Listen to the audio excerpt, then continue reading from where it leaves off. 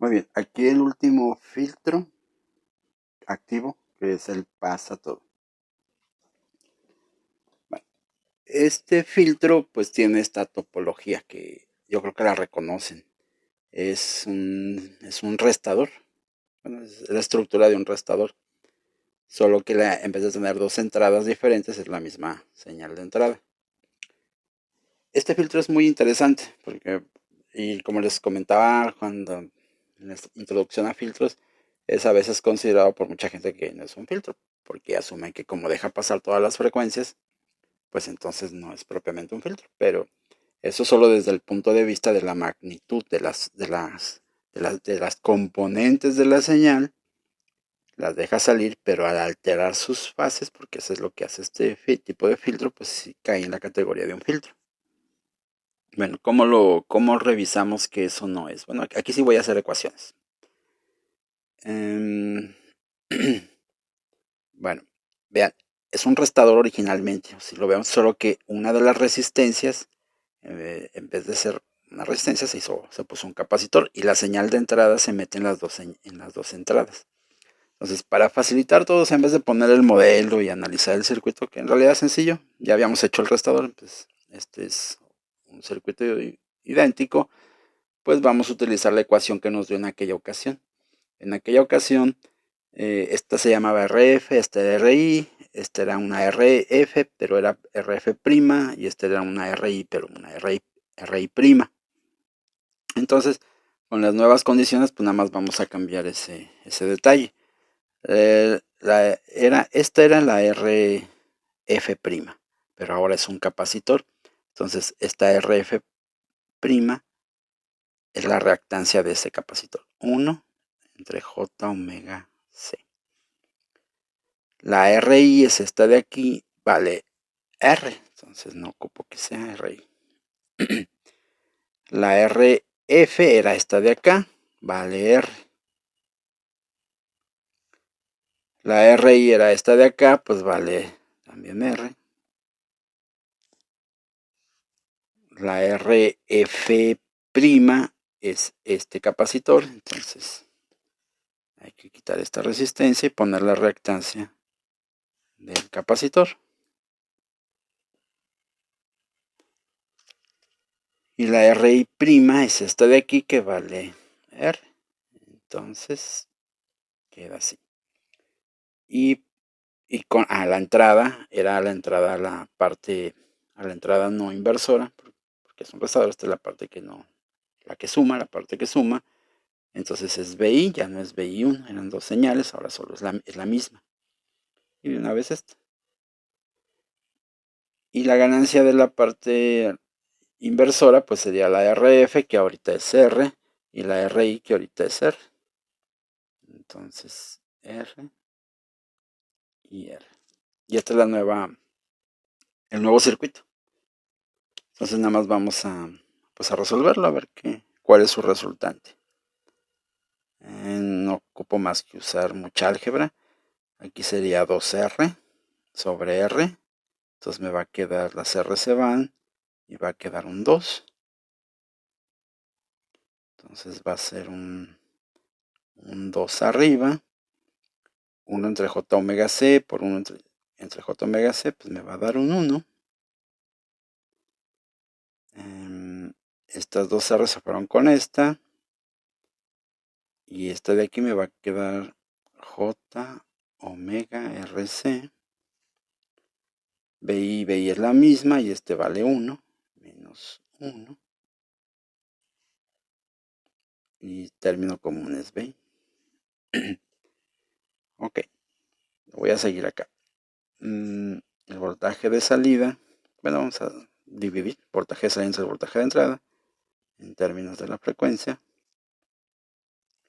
Voy a usar el mismo denominador en este 1, entonces me va a quedar mismo denominador 1 más J omega RC. Arriba va a quedar el 2 menos el mismo denominador 1 más J omega RC. 2 menos 1, pues a quedar 1 y este va a quedar menos J omega RC y abajo es 1 más J omega RC. Ese es el resultado. Voy a sacar magnitudes y fases. Entonces, magnitudes, bueno, aquí abajo. Recuerdan que la magnitud pues es la parte real al cuadrado más la parte imaginaria al cuadrado, la raíz cuadrada de eso, y la fase cis del ángulo cuya tangente es la parte imaginaria, que es negativa, entre la parte real, que vale 1, entonces es menos omega RC. Y lo mismo abajo. La parte imaginaria al cuadrado, digo, la parte real al cuadrado más la parte imaginaria al cuadrado, la raíz cuadrada de eso. Cis, su fase va a ser el arco tangente, o el ángulo cuya tangente es la parte imaginaria entre la parte real, entonces nada más va a quedar omega RC. Y bueno, pero las magnitudes de ambos lados, de numerador y denominador, pues es la misma, entonces es 1, efectivamente. Y no depende de la frecuencia. Y el ángulo de fase es por las propiedades, este pasa para arriba, es, bueno, la tangente inversa, el negativo va a quedar aquí afuera. Este valor pasa acá como negativo y como es el mismo, entonces es menos 2 veces la tangente inversa de omega RC. Y efectivamente, entonces, ¿qué significa? Que como magnitud siempre es unitaria, no importa la frecuencia. O sea, es esto que está aquí. Pero lo que va a cambiar es cada componente que entre de la señal que entre va a cambiar su desfasamiento. Y el cambio es la frecuencia que tenga esa componente por RC por 2pi, el arco tangente y luego el doble de eso. Por ejemplo, cuando la frecuencia sea 0, el arco tangente de 0, vamos a sacarlo, que no recuerdo, el arco tangente de 0 y es 0, ¿sí? Entonces, la frecuencia, la corriente directa, pues no cambia de fase, obviamente, porque de hecho no tiene fase. Y conforme la frecuencia va subiendo, si llega al infinito, o sea, una frecuencia muy alta, vamos a sacarlo, el arco tangente de una frecuencia muy alta, ok, y por 2, pi, da menos pi. O sea que el desfasamiento va desde 0 hasta pi. De 0 a pi el desfasamiento depende de cada componente de frecuencia. Entonces, deja pasar todas las componentes de frecuencia en su misma magnitud, pero las desfasa. Entonces, si yo meto una señal, no sé, una señal sinusoidal, va a salir igual en tamaño, pero desfasada. ¿Cuánto desfasado? Depende de la frecuencia de esa señal sinusoidal. Si meto una señal cuadrada que tiene muchos componentes sinusoidales, cada componente va a ser desfasado diferente. Y las amplitudes de cada componente se van a quedar igual, pero desfasadas. El resultado es una señal diferente, completamente diferente. Bueno, y este pues fue el pasatodo. Este es el último tema de filtros activos. El tratamiento que le di pues fue muy somero realmente. Es un tratamiento muy simplista. El tema de filtros es todo un mundo realmente. Es muy complejo en realidad las posibilidades de los filtros y las formas de diseño. Lo que aquí se vio fue muy simple, muy básico realmente. Sin embargo, pues no es un curso de filtros. Y ya lo había comentado en algún momento creo que en el curso, que tengo un poco de aversión en el tema de filtros por los operacionales que emplea. ¿Por qué? Pues recordarán, el principal problema de los operacionales es su ancho de banda. Al darle tanta ganancia al operacional para que se comporte buscando algo en particular y que en la realimentación negativa pues se comporte de cierta manera, al darle tanta ganancia, su ancho de banda se reduce extremadamente. En este caso, por ejemplo, no tiene ganancia, ganancia unitaria. Significa que si usáramos un OPAM comercial, pues su frecuencia a la que podría funcionar, pues sería inclusive el ancho de banda de ganancia unitaria que nos diga el fabricante. Por ejemplo, un buen operacional alcanzará, bueno, un buen operacional comercial típico, eh, el TL081 o familia similar, sería, creo que alcanza 4 MHz, me parece. Significa que este filtro, por ejemplo, este filtro activo, pasa todo, pues sería útil hasta 4 MHz.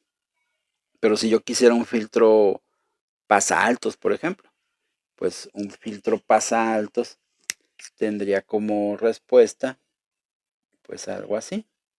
Pero ¿qué pasaría cuando alcance más allá de 4 MHz?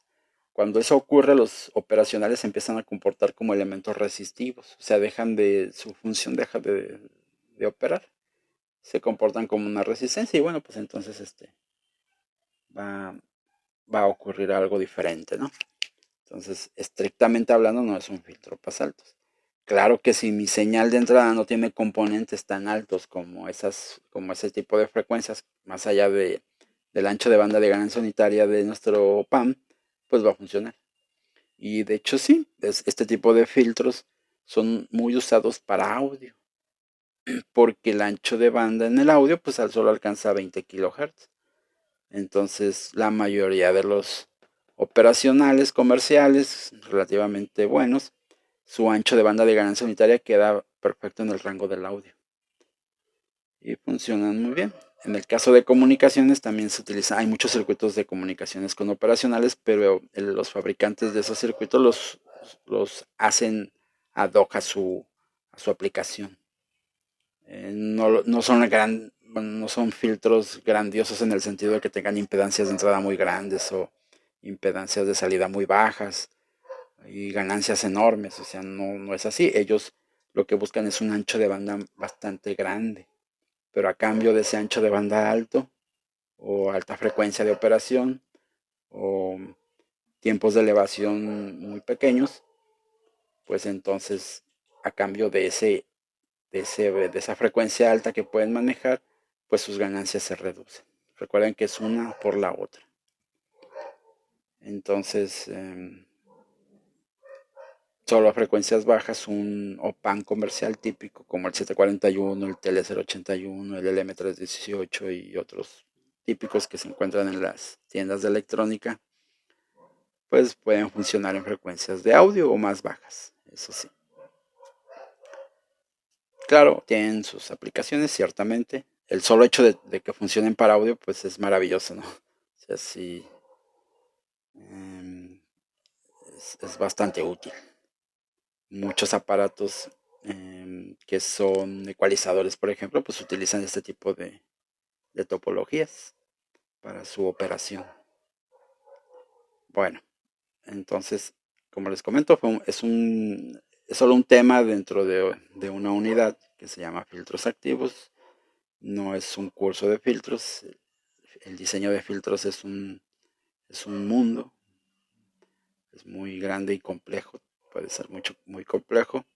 Esto, digamos, es lo básico, lo fundamental. Y bueno, esto es todo de este video.